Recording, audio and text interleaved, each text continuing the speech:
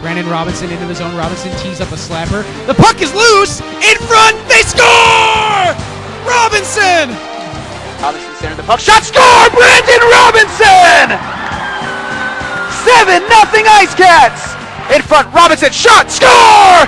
5-hole, Brandon Robinson! 3-0 off the beautiful pass from Lucis. Welcome back to the Double Minor alongside Michael Fitzpatrick. I am Matt Alvarez. We're joined here. This is our new segment called the Odd Man Rush. Right. We're here with Brandon Robinson of the Arizona Icecats. Brandon, how you doing? Pretty good, guys. Thanks for having me. All right. So over the weekend, you played at ASU. Won 2-0 the first night. Good shutout. I mean, Nick Bodie standing on his head. I mean, Bodie was unreal. Yeah. And the next night, you guys blew a 4-2 lead in the third period, but came back and won in a shootout on a goal by Matt Conover. So it was. What's the rivalry like when you play ASU? It's honestly unreal. I mean, it's so huge. We all go into those games knowing that, no matter how the season happens to be going at the time, whether it's the start of the season or last weekend, everyone gets up for those games. All the parents are in town, friends are at the games. Everybody wants to show up, and if you're going to play hard, if you're going to give it your all, that's the game you're going to play in.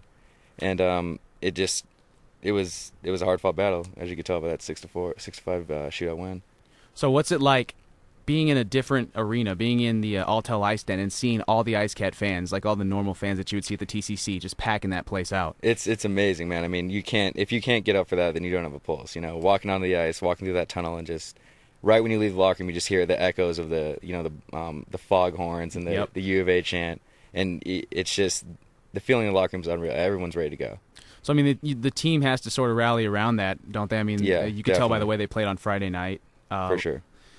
Now, what's it like playing with Robbie Nowinski, Matt Conover, guys that have such extensive caliber play, at this level? Yeah. Robbie Nowinski obviously scored, what was it? It was his 27th goal of the year in 24 games, 25 games, something like that? Yeah, Robbie and Connie are unreal. I mean, they've all been through the whole junior thing, the junior ranks, the junior A out on the East Coast, and, it really shows when they come out here. They know exactly what to do at all times, and they really just lift our team up. Without them, we'd be nowhere close to where we are now. So, on that note, you guys are 16-8 now. Going into going into Arizona State's game in Tucson this weekend. Now, you look at the realistic chance of going to the tournament. Yeah. I mean, do you think that there's still a chance there? It's gonna lie solely in the hands of the voters and the teams in front of you. You're gonna need a little help. But what do you think on that note? I mean, honestly, we've been told that we have an outside chance to get into nationals here, and going into last weekend, on top of the rivalry, that just gave us even more motivation to come out like we did. And I think that if we are able to show up tonight or this weekend, Thursday and Friday, that we definitely have a chance, and that first win against Oakland, no matter what happened the second night, is still gonna turn some heads. Exactly. That's what I was thinking. The same thing. A 7-4 win over Oakland. In all reality, it should have been 7-2. Orlando for Oakland getting two late goals there in a matter of 20 seconds of each other. But like you mentioned, that really could turn some heads in the eyes of the voters. But unfortunately, the way that they vote is the vote comes out every 3 weeks. I think the new rankings come out every 3 weeks every couple of weeks. So that's kind of disheartening on that note. Yeah. But I'm going to turn the mic over to Fitzpatrick. He's going to ask you a few questions. So, Brandon, I got to ask, being from San Diego, how did you get into hockey? Honestly, it's pretty fun. I saw a game on TV. I think it was the Penguins versus the Flyers or something like that. When I had to be 6 years old at the time, and it was just one of those things. I saw it. It looked like fun, and I actually called my mom downstairs and asked, what's this? I want to try it, and she told me it was hockey.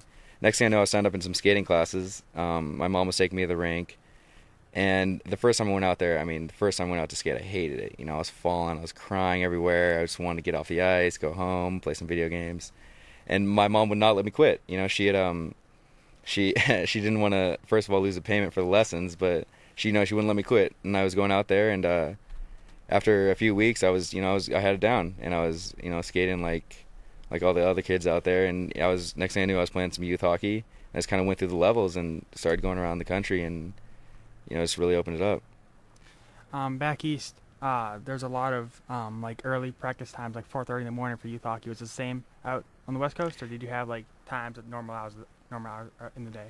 Yeah, I mean, I really like to thank my parents for they were taking me to practice at 6 in the morning, 45-minute drives, and it was because had to be 3 rinks in San Diego, and with all the kids who were trying to play, it made practice times for younger kids pretty unrealistic hours. But like I said, I have to thank my parents for getting me up there for those early mornings. Are there a lot of kids playing out there? You know, there's probably more than people think, but it's still not anywhere close to the basketball or the football out there. They just built a new rink actually in La Mesa, my hometown, and it's getting some more interest in kids who would normally never think about, you know, strapping on a pair of ice skates. But there's still, I'd still obviously love to see more kids playing. But yeah, I mean, people would be surprised about how many kids play out in San Diego. And so going back to the San Diego, did you ever have friends try to get you to go to basketball or baseball, sports that don't require nearly as much effort or even money for that matter? Yeah, definitely. I mean, for a while, I really couldn't understand why all my friends were into basketball and football, you know, in middle school and, you know, early high school. And, you know, I didn't understand why no one was interested in hockey like I was. But I began to realize it's a tough sport to kind of get into if you don't know what's going on. And, you know, where I was from, if you played football, if you played basketball, that's what people cared about. And I'm just from a few hours up the road from you in Bakersfield, and that's the same way it is now. But now that the city of Bakersfield has a ECHL team, the Bakersfield Condors, like you said, big rivals with the San Diego Gulls. Yeah. I'm sure you grew up watching the Gulls, right? I mean, when you started playing hockey, you paid a little more interest into the San Diego Gulls. Yeah, I mean, I used to love going to Gulls games. Me and my dad would always take me to games. I had to be, 13 years old, and me and one of my buddies would just go up there and we'd pass out, flyers and merchandise to guys or to fans or whatever, get some free tickets, and it was great. I mean, it's something different. Like I said, none of my other friends were doing that.